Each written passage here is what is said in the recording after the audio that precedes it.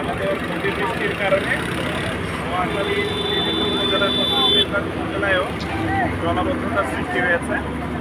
এই জলাবদ্ধতা বিভিন্ন কারণে সৃষ্টি হয়েছে আপনারা জানেন, তার মধ্যে মানব সৃষ্ট কারণই বেশি। অপরিকল্পিতভাবে বিভিন্ন ধরনের অবকাঠামো নির্মাণ এবং আমাদের যে গৃহস্থালী যে বর্জ্য পদার্থগুলো রয়েছে,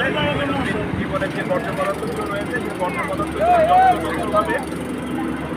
খাল এবং বিভিন্ন জায়গায় ফেলার কারণে পানির যে প্রাকৃতিক প্রবাহ রয়েছে সেই প্রাকৃতিক প্রবাহ বাধাগ্রস্ত হয়েছে এবং এই কারণে আমাদের টোটাল ক্যাচমেন্ট এরিয়ার যে আউটলেট পয়েন্টগুলো রয়েছে সেই আউটলেট পয়েন্টগুলো দিয়ে পানি বেরোতে পারছে না এবং গত দুদিনের যে ভয়ঙ্কর